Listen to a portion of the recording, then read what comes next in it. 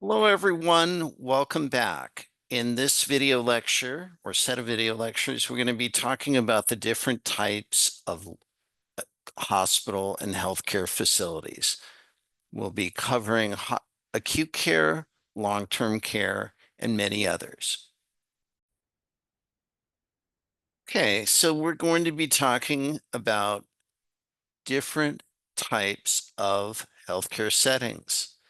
So prior to 1983, when inpatient prospective payment systems, in other words, DRGs, were implemented, patients received healthcare services frequently as hospital inpatients and stayed there until they were well enough to go home. Now, with diagnosis-related groups, or DRGs, we classify each of these hospital cases into groups, and they're based on the ICD-10-CM codes. And that way, we're basically looking at different types of things and based on the type of similar illnesses, and they're expected to consume similar hospital resources, right? If the hospital can treat the patient for less, they keep the difference. If they cannot, then they basically lose money. So under DRGs, the patients are typically discharged home once the acute phase has passed, and then they recover either in a SNF or at home with home health or what have you. And since the implementation of these DRGs, we've seen a decrease in the length of stay in inpatient facilities and an increase in other areas of care, such as ambulatory care centers, skilled nursing facilities, and others. Hospitals that provide health care services to patients who have serious, sudden, or acute injuries or illnesses or need certain surgeries are considered acute care facilities. Their primary purpose is to provide inpatient medical, nursing, and other health-related services to patients who have surgical and non-surgical conditions that can't be done on an outpatient basis. These can include critical access hospitals, general hospitals, specialty hospitals, and others.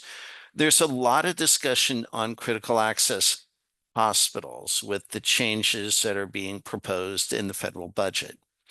These hospitals are hospitals that serve rural communities that are located 35 miles away from any other hospital or another CAH and a necessary provider of health care. With acute care hospitals, the average length of stay determines whether they're short-term acute, meaning with a length of stay of 4 to 5 terms, or long-term, meaning an average length of stay of 25 days or greater. And a lot of this you'll be familiar with. This deals with ambulatory patients and other different types of hospital patients. Not all hospital patients are admitted and stay overnight. We have the ambulatory patients who are treated and released the same day. Maybe they're there for uh, imaging or what have you. We have ambulatory surgery patients. So these are patients that undergo surgery and are sent home the next day. And then one many of us are familiar with are the emergency care. They're treated in the emergency room for urgent problems. And unless they're admitted through the hospital, to the hospital, I should say, which sometimes happens, they're released the same day. We also have inpatients. These are patients that are coming in for elective or scheduled procedures and are admitted through admitting, and they're provided with room, board, food, and nursing services. Other types of patients can include newborn patients. This is a baby that's born in the hospital and receives infant care and, if needed, neonatal intensive care or NICU care. And then we have subacute, which is you see a lot of times in more urban areas. And this is, say, like a wing that's attached to a hospital that can provide long-term care that's specialized. So if you have an elderly, fragile patient, they're admitted with COPD COPD exacerbation, excuse me, and they can't go home and be followed by home health. Maybe they'll go back and forth between the subacute care and the acute care.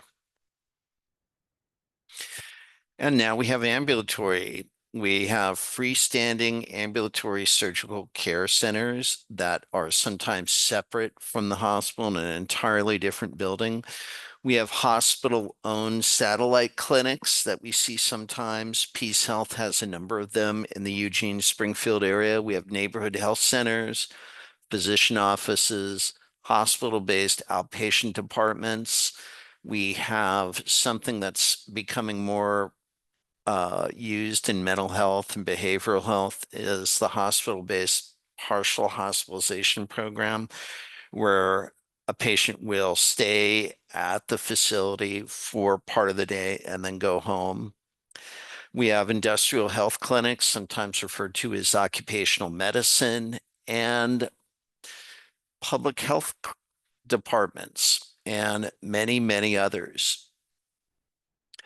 Behavioral health care facilities are under a different set of licensing. We have several, I think two here that are run by the state of Oregon.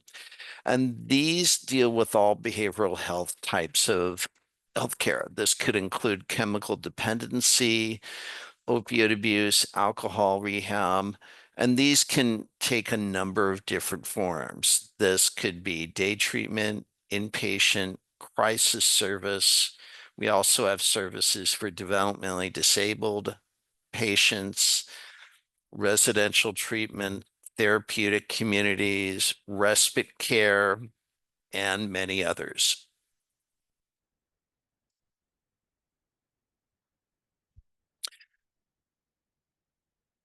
And now the last thing we'll talk about in this video lecture is home care and hospice care. What home care is a service that allows patients who are ill, dying, or perhaps have a chronic disease to remain at home, and the health care comes to their home. This could be in the form of a nurse, social worker, therapist, or even a physician in certain circumstances. We have skilled care, which provides services that are ordered by a physician. This could include nursing, PT, OT, or speech therapy.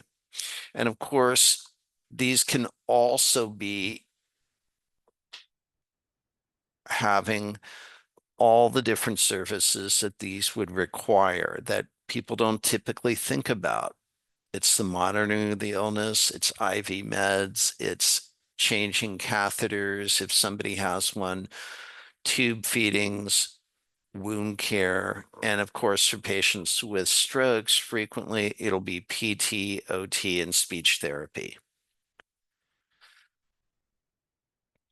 We also have personal care and support services. A lot of us think of this as home health care, and this could include chemotherapy, drug therapy, hydration, pain management, and others. And then at the very end of life, we have hospice care. And this is for somebody that has a terminal illness and is not expected to survive more than a year from the time that they enter hospice. And the goal is palliative or comfort care. It's different than curing somebody, right? And a lot of these are provided at the home by trained workers. However, not everybody has a trained worker accessible. So frequently, hospice care is provided at a facility with 24-hour care, particularly when you have an elderly couple and one is not able to take care of the other one that's requiring hospice care. That's what happens. So some of the providers that are involved in hospice care include the full range, including physicians, nurses, clergy, social workers, psychologists, and many, many others.